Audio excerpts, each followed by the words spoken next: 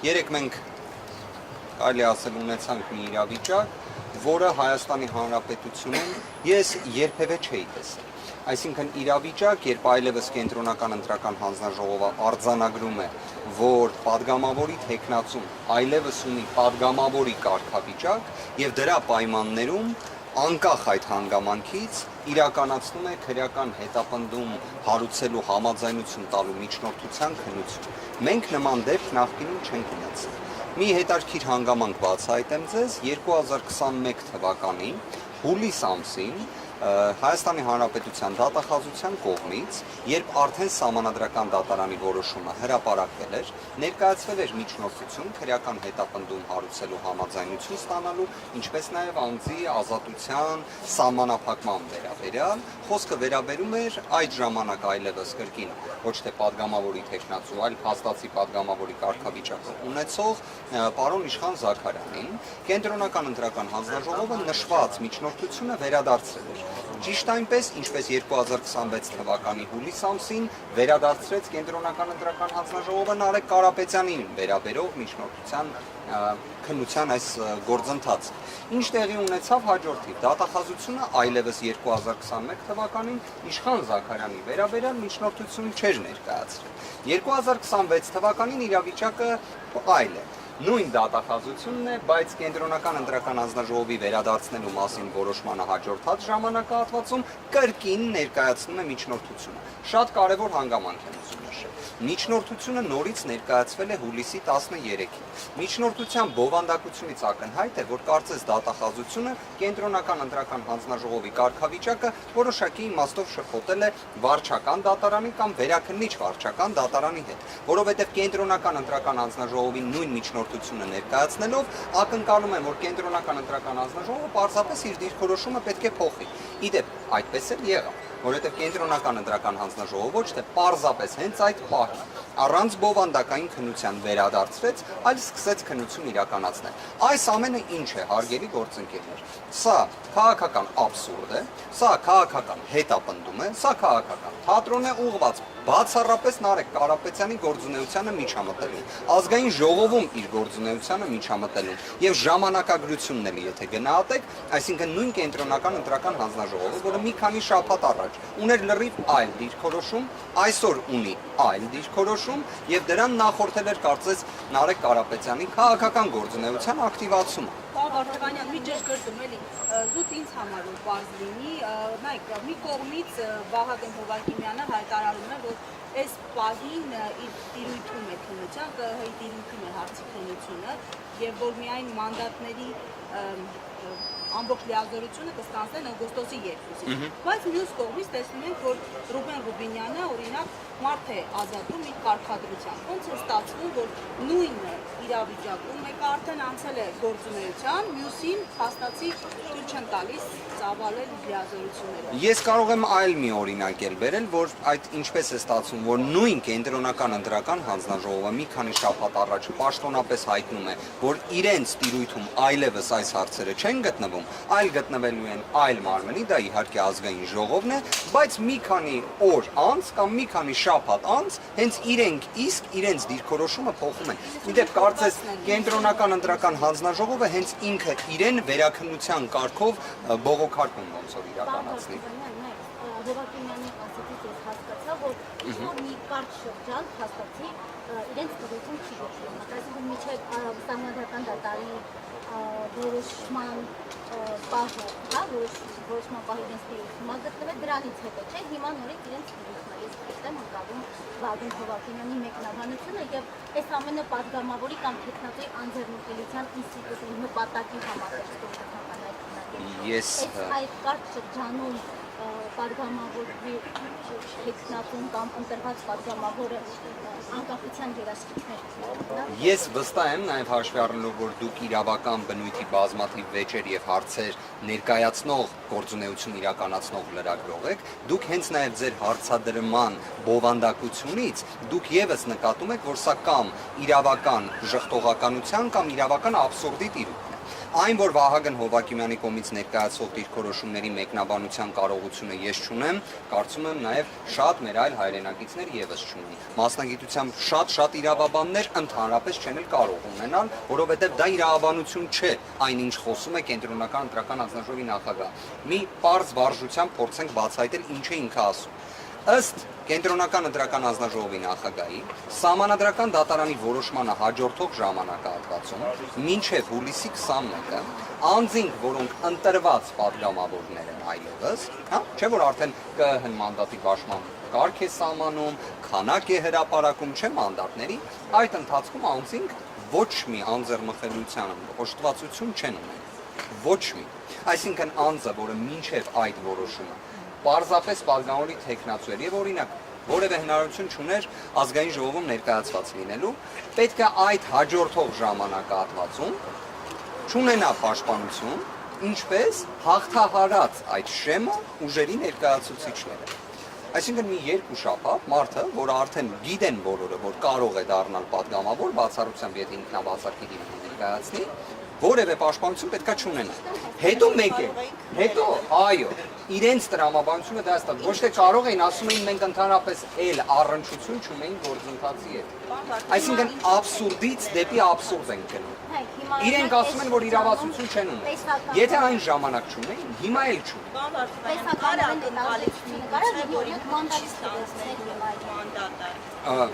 Ինչպես միացան։ Միգուցե կար ակնկալիք, որ պարոն Կարապետյանը հրաժարվել է։ Ես կարծում եմ նաև ոչ միայն ակնկալիք, այլ իրենք մինչ օրս էլ իրենց գործողություններով, թե իրավապահ մարմինները, որոշ իրավապահ մարմինները, թե Կենտրոնական ընտրական հանձնաժողովը, իրենց գործողություններում հստակ միտում կա, որ Նարեկ Կարապետյանը որևէ կերպ ազգային ժողովում ներկայացած չլինի։ Հիմա եկեք անկեղծ լինենք, հարգելի գործընկերներ։ Մինչև օգոստոսի 2-ը ազգային ժողովում ներկայացվածություն ունեցող ուժերը ինչ պետք է չէ իրականացնեն կազմակերպչական բնույթի, խմբակցության կազմավորման բնույթի աշխատանքներ եւ նախապատրաստական աշխատանքներ։ Ի վերջո, դա իրենից ենթադրում է կոնկրետ ազգային ժողովի առաջին նստաշրջանի նիստերի իրականացում։ Հիմա իրենք ինչ են ասում, ոնց են փորձում մեկնաբանել։ Ասում են, գիտեք, այդ մինչև օգոստոսի 2-ը եկեք մարդկանց տանենք կալանավորենք, բայց օգոստոսի 2-ին պետք է դուրս։ Հենց այս աբսուրդը բացառելու համար Սահմանադրական դատարանը դեռևս 2021 թվականի դեկտեմբեր ամսին 16-19 որոշմամբ ուղիղ արձանագրել էր, որ այն անձը, ով պատգամավորի կարգավիճակ է ստանում, չի կարող լինել ազատած զրկման պայմաններում։ Իր ազատությունը չի կարող սահմանափակվել։ Մեկ բացառություն կա ազգային ժողովի համաձայնությամբ, ինչպես այդ գործընթացը քանիցս տեսել եք։ Հիմա Կենտրոնական ընտրական հանձնաժողովը դատախազությունը վստահ եմ հետագայում մի քանի ժամ անց քննչական մարմինը պետք է փորձեն սահմանադրական դատարանի որոշումը խախտելուն ուղղված գործողություն կատարել։ Բայց կանխավարկածը որն է, չէ՞, օրինակ Կենտրոնական ընտրական հանձնաժողովը անկախ սահմանադրական մարմին է, որը պետք է երևի կաշկանդված լինի ոչ թե դատախազության ցանկություններով, այլ սահմանադրական դատարանի որոշմամբ։ Բայց իրավիճակը այլ է։ Մինչև օգոստոսի, եթե օրինակ հիմա աջակցություն։ Ես կարող եմ հստակ ասել, որ իրենց պատկերացումը շատերի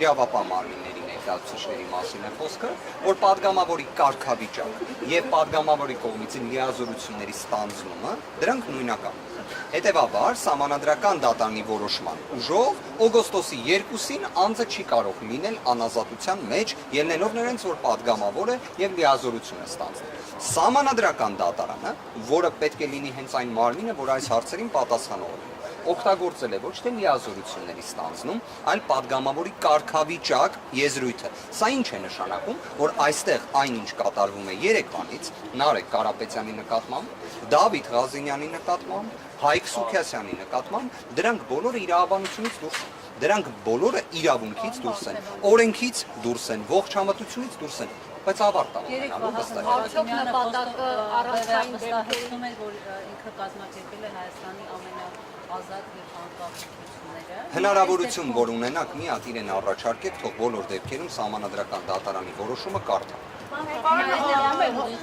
Որտեղ այնտեղ սահմանադրական դատանի որոշումը լրիվ ուրիշ բաներ ասում, իդեպ նաև հենց կենտրոնական ընտրական հանձնաժողովին էլ խիստ քննադատում է։ Երևի այդ մասը չի տեսել եւ մեկ էլ երևի թե վարչական դատարանի դատական ակտն էլ թող կարդան, անկախ նրանից որ սահմանադրական դատարանը չունեցավ այդ կարողությունը այդ հարցին դիրքորոշում նույնիսկ հայտնելու, ըստ որի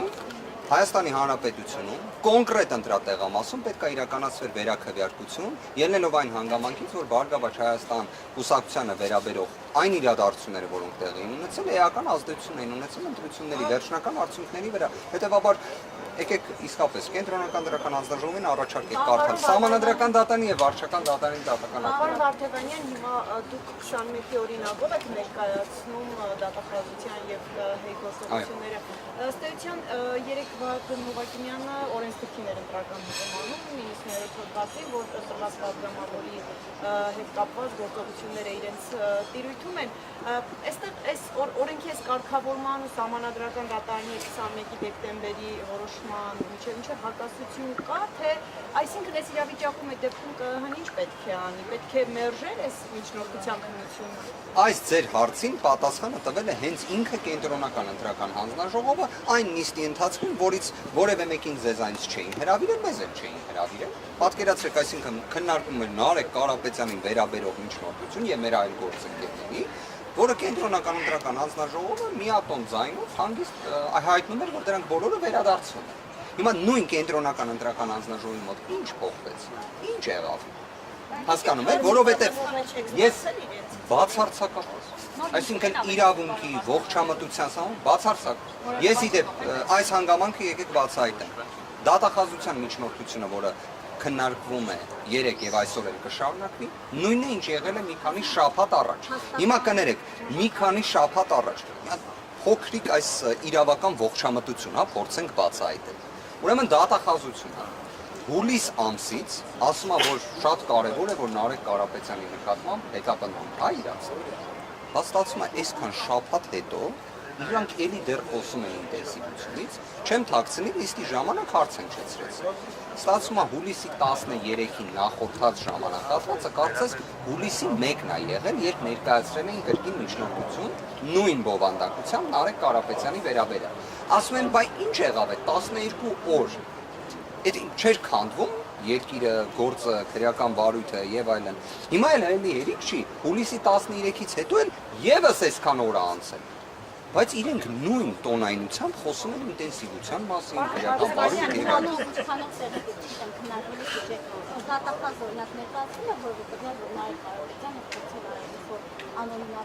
Բացարձակ։ Ավելին ասեմ, հիմա շատ ճիշտ հարց եք տալի, այսինքն օրինակ Նարեկ Կարապետյանը իմանալով, որ կենտրոնական ընտրական հանձնաժողովը հրապարակայնորեն ներկայացնում է, որ իր վերաբերյալ դատախազությունը միջնորդություն է ներկայացրել եւ այլն, որը ԿՀ-ն վերադարձրել է, բայց դրանից չի նշանակում, չէ՞, իրավական տեսանկյունից, որ այդ վարույթը անհետանում է։ Նարեկ Կարապետյանը բացառապես պատշաճ վարքագիծ է դրսել։ Որևէ մի նույնիսկ մեկնաբանման տիրույթում մի գործողություն չի արել, որ կարող էր անհանգստություն առաջացնել։ Չնայած դրան, նույն դատախազները, նույն տոնայնությամբ, նույն մտքերը արտահայտում են։ Ցավով եմ ասում, այս ամենը կրկին իրավաբանության հետ կապ չունի, Նարեկ Կարապետյանի նկատմամբ թիրախավորում է, քաղաքական հետապնդում է, իր քաղաքական գործունեությանը միջամտություն է։ Մի բան էլ ասեմ, սահմանադրական դատարանը հենց այն որոշմամբ, որը փորձում է պարոն Հովակիմյանը երեկվանից ներկայացնել, գիտեք ինչ է ասում։ Ասում է, որ ընդհանրապես պատգամավորի թեկնածու անձեռնխելիության հարցը երբ լսում եք, ԿՀ մեկ հարցի պետք է փորձեք պատասխանել։ Կարող է քաղաքական հետապնդում ա, կարող է քաղաքական գործունեությանը միջամտելուն ա ուղղված այս ամենը։ Եվ երբ ես խնդրում եմ, որ ԿՀ-ն այդ հարցը տա, Սահմանադրական դատարանի 1644 որոշումն է 2022 թվականի Մարդու իրավունքների պաշտպանի դիմումի հիման վրա։ Իդեպ այդ որոշումը ընդունվել է իմ կողմից վկայակոչած որոշմանը կարճ ժամանակահատված անց 16-19 Սահմանադրական դատարանի որոշման եւ որոշակի իմաստով փոխ լրացնում է։ Իդեպ այդ որոշմամբ, որին հղում է տալիս կենտրոնական ընտրական հանձնաժողովը, որևէ հնարավորություն падգամավորի կարգավիճակը ունեցող անձին անձնական ազատությունը սահմանափակելու արդյոք չի էլ տալիս։ Դա բացառապես ԱԺ-ի տիրույթում պետք է լինի։ Ու իդեպ դատախազությանը կարող հարցնեք, եթե 10 օր էլ սպասեիք, եւ հետո ազգային ժողովում այս հարցը բարձրաձայնեիք, հենա արդեն 30 օր սպասում են։ 30 օր փաստացի սպասում են, բայց այս 10 օրը չեն սպասում, որովհետև այս ամենը իրավաբանության հետ կապ չունի, սա բացառապես իրավական ժխտողականության, նսեմացման, քաղաքական հետապնդման վատ երևույթներ են սրանք։ Սրա բացասական հետևանքները վատն են շատ, բայց հաղթահարել։